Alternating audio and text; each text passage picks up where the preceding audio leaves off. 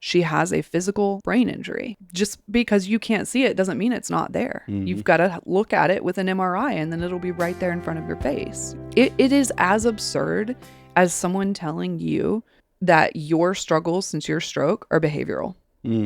That makes no sense. None whatsoever. Yeah. If somebody was just like, oh, your problems are just behavioral or cognitive, like they're not medical. Yep. Like sit with that for a second. How absurd. Yeah. Same exact concept. Yeah. You and Mila are both little brain patients together. Yeah.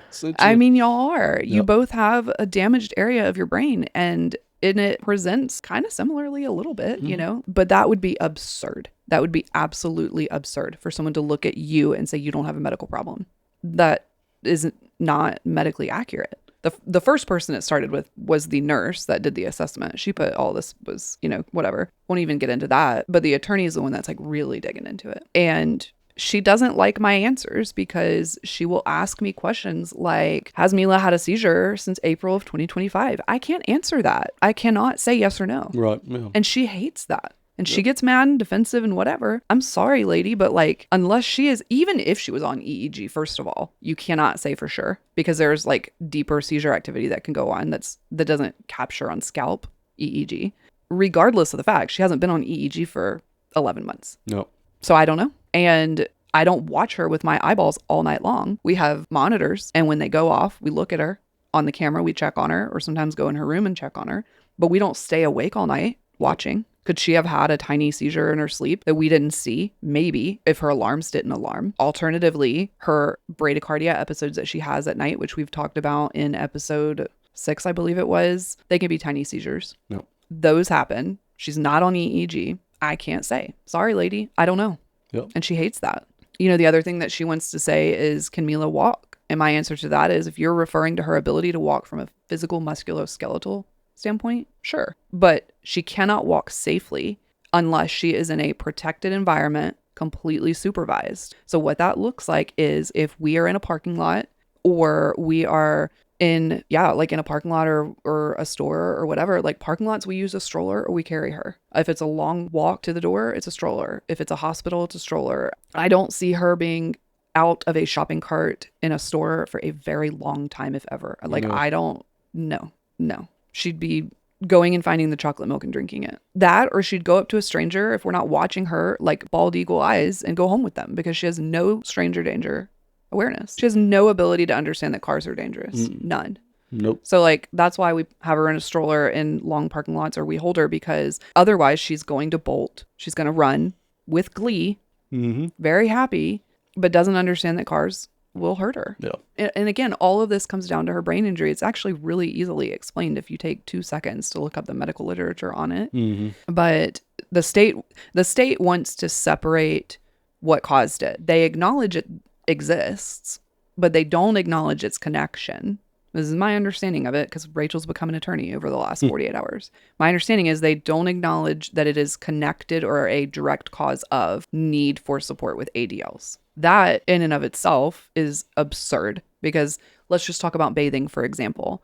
If you have a child with epilepsy, you will know this very well. They cannot bathe unsupervised. It is not safe. We were told that from literally the very first day. Yep. No baths unsupervised. Yep. Like for who knows how long, a long time, I'm going to be having to watch her shower or bathe or be in the bathroom. And even then, I don't know that she's going to have the cognitive function to be able to understand the concept of like washing her hair thoroughly. The other thing is like brushing her teeth. You know, her fine motor coordination is poor. So she can't brush her teeth adequately or even effectively at all. And look, 5-year-old kids are uncoordinated, but this is in a non-age appropriate way. And I could go on and on and on with all of this stuff, but you know, the only other one I would say is the potty training thing. She doesn't have the cognitive ability to understand it. Nope. She has no ability to understand the concept of holding it or not, peeing in her underwear or whatever. Yep. No ability to understand that. And we don't know if she ever will. And then on top of all of that, as we talked about in like 2 episodes ago or something, I don't even know, that she has deafness at certain frequencies in one ear and near deafness, meaning severe hearing loss, in the other. So even if she didn't have the cognitive challenges that she has, she can't adequately hear someone yelling out, you know, for her or like at a high frequency. Like if you're yelling because she's about to run in front of a car or something, and that frequency enters a frequency where she can't hear it, she's not going to hear it. They don't think she can hear sirens, things like that, things that are needed, right? Safety awareness is a cognition issue and a hearing issue. Anything else you want to add as far as like her? I never want to get too specific in her struggles, but I'm going to be totally honest, and this is like really raw and real. She may not ever have the ability to understand that we talk about her issues here. Yeah, that's right. Yeah, she'll have a plateau at some point. Now, when that is or what that is, I don't know. Because we've talked about protecting her as far as like future employment, and I don't know that that's. I'm not. I don't know that that's a thing anymore. I don't know. I have no idea. After what we found out, I don't know enough about it. I really don't. I should, but I don't. No, I mean, like, I don't know that she'll ever have the cognitive ability to have a job in which anything that we discuss here on this podcast would jeopardize. Yeah, no, that's what I mean. I don't know enough about it. I really don't. Have you thought about that? Like, has that entered your mind? I've thought about it. It really hasn't. Like, should we become more specific about her struggles because she may not ever understand? Nope, because to me, it's not even close to getting to that point right now. And What do you mean? I just, her holding down a job or doing any of that stuff, like having to worry about those type of things in her defense, it just hadn't even popped into my brain because. So you're saying like still be careful. Yeah, just because how far off we are, I just don't think that it's. You're not sure what will happen. Yeah.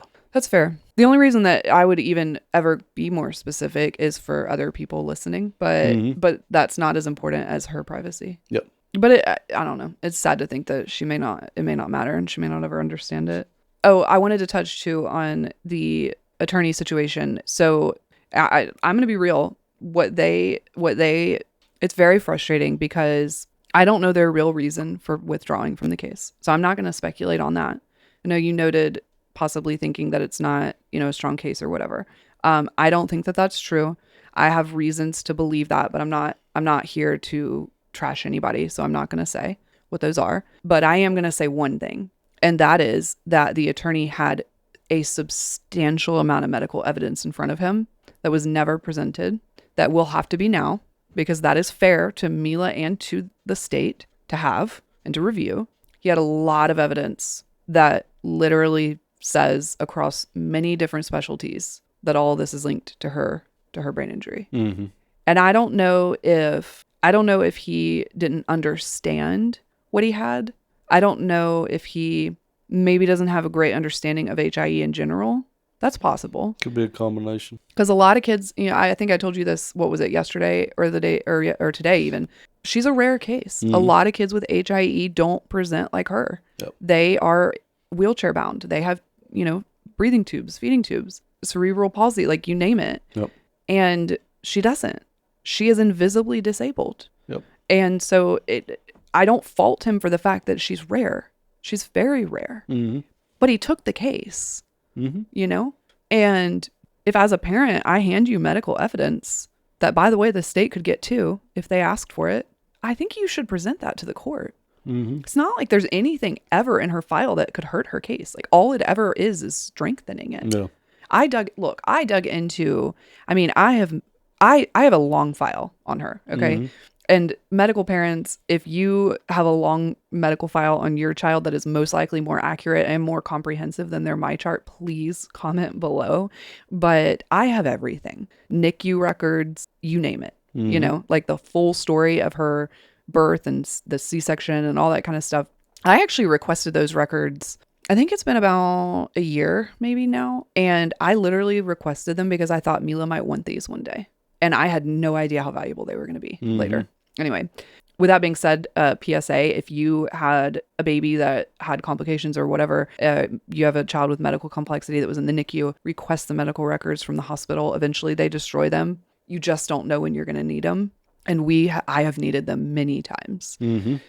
So all that to say, in a roundabout way, I have reviewed a lot of medical records over the last 48 hours, re-reviewed medical records I've already reviewed before, dug into all of her MyCharts from all of her different, facilities or whatever. And there is a mountain of evidence that supports all of it and nothing that doesn't. Nothing that casts doubt, like at all. Her case is exceptionally strong. Yep. And that's not me as a mom. I don't think I'm biased in saying this because I do have my law degree now. Do you? Yeah, I do, for sure. Okay. At least in Medicaid law. Okay. Um, I'll look forward to seeing the paycheck yeah, you bring right. I in know, soon. seriously. No, actually, you know what I've discovered? Law is exceptionally boring. I told you this yesterday because I want to go into nursing school so bad. The only thing that was entertaining to me about that process of being a lawyer for the last 48 hours was the medical part. The law side of it was very boring. Apologies to any of you who might be lawyers, which I seriously doubt there's any listening to this, but if they are, I'm sorry, your profession is boring. All that to say, I am a lawyer now, and Okay. because I am a lawyer now, I can confidently say that she has a very strong case. Okay. I can also confidently say that the lawyer that was supposed to be one really fumbled the ball bad. Okay. And I don't think the judge is going to be very happy about it. We'll see. And by the time this podcast goes out, it won't matter because the judge will already know that that medical evidence was never presented. So I'm not worried about them finding out in that way. They'll already know. Mm-hmm. Because, again, as I said, I want to win this case, but I also want to do it fairly. Yep. Do it the right way. Mm-hmm. And that includes allowing the state whatever time the judge decides is appropriate to review it. Mm-hmm. With that, I'm going to say I intend to fight this all the way to the highest court level that it allows. I know you can take it to the North Carolina Supreme Court. I'm not sure if you can take it higher than that. You probably can. I don't know. And I will. I will die on this hill. And the reason for that is not just because of our daughter. The reason for that is because I genuinely believe that if we can win this thing, we can pave a way for other children like Mila who have medical disabilities that appear invisible. Mm-hmm. And I am passionate about using the opportunity in front of us, if you want to call it that, to help Mila, our family, and any other kids and families that need it.